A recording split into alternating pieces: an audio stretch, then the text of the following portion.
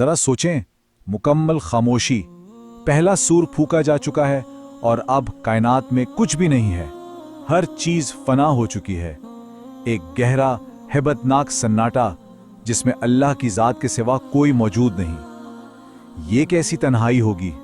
और उस खामोशी के साथ मुकम्मल तारीकी है। वक्त, जगह, ये सब तस्वुरात जिन्हें हम जानते हैं खत्म हो चुके हैं। सितारे बुझ गए हैं, सूरज सियाह हो गया है और हर तरफ बस एक लामहदूद अंधेरा है। ये एक याद दहानी है कि ये कायनात जिसमें हम रहते हैं हमेशा के लिए नहीं है। और फिर मुकम्मल मौत। हर जिंदा चीज पर मौत तारी हो चुकी है। इस पूरी कायनात में सिर्फ एक ही जात बाकी है, अल्लाह की, अल-हई, जो हमेशा जिंदा रहने वाला है। ये वो अजीम खामोशी है, दूसरे हुक्म से बिल्कुल पहले की। अच्छा, तो इस मुकम्मल फना के बाद होता क्या है? हर चीज दोबारा कैसे शुरू होती है? आज हम इसी कहानी को समझने की कोशिश करेंगे। दो सूरों की कहानी जो इख्तिताम और आगाज दोनों की खबर देती है। तो बात यह है कि दो सूर फूंके जाएंगे। पहला सूर वो है मौत की सांस। ये हर चीज को खत्म कर देगा, सितारों से लेकर बड़ी बड़ी इमारतों तक। और फिर एक लंबे वक्फे के बाद दूसरा सूर फूंका जाएगा जो है जिंदगी की सांस, और ये तमाम रूहों को उनके जिस्मों में वापस ले आएगा ताकि वो अपने अमाल का सामना कर सकें। और जब लोग अपनी कब्रों से उठेंगे तो उनकी हालत कैसी होगी? सोचें जरा। मुकम्मल तौर पर उलझे हुए, खौफजदा और लरसते हुए, गर्दो गुबार में आटे हुए, उन्हें फौरन ये एहसास हो जाएगा कि अंबिया ने जो कुछ भी कहा था वो सब सच था। जी उठने के बाद इंसानियत का अगला पड़ाव कहाँ है? अब हम आखिरत के अगले मरहले में दाखिल हो रहे हैं। मैदाने महशर का वो अजीम इज्तिमा और एक अजियतनाक इंतजार। जरा इस मंजर को जहन में लाएं। खरबों इंसान एक दूसरे से जुड़े हुए खड़े हैं, सांस लेने तक की जगह नहीं, और इस पर कयामत ये कि सूरज उनके सरों से सिर्फ 1 मील के फासले पर है। नाकाबिले बर्दाश्त गर्मी बरसा रहा है। कोई इस अजियत को कैसे बर्दाश्त कर पाएगा? और ये इंतजार कितना तवील है? 1 या 2 दिन नहीं, बल्कि 50,000 साल। ये एक ऐसी मुद्दत है जो इंसानी तारीख के पूरे रिकॉर्ड से भी कहीं ज्यादा लंबी है।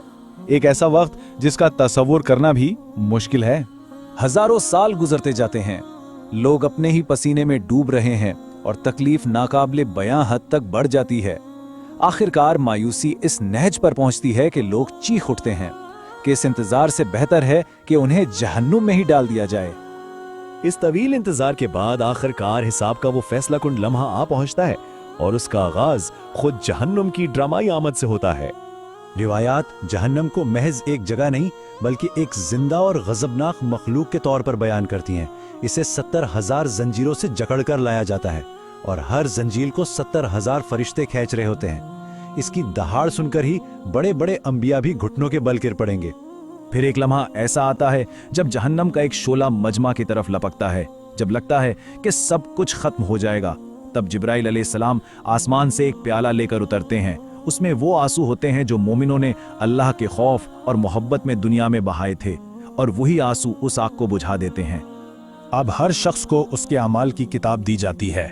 जिन्हें ये दाएं हाथ में मिलती है वो खुशी से चीख उठते हैं, लेकिन जिन्हें ये बाएं हाथ में पीठ के पीछे से दी जाती है वो हमेशा की मायूसी और पछतावे में डूब जाते हैं।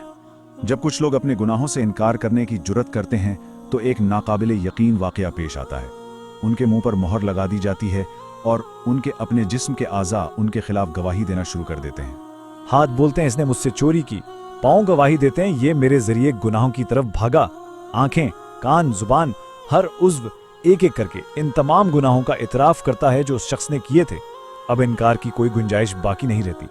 अब ये हिस्सा जहन्नम के सफर की तफसील बयान करता है, सिरात के पुल को अबूर करने और इसकी सजा के मुख्तलिफ दर्जात को समझने के लिए।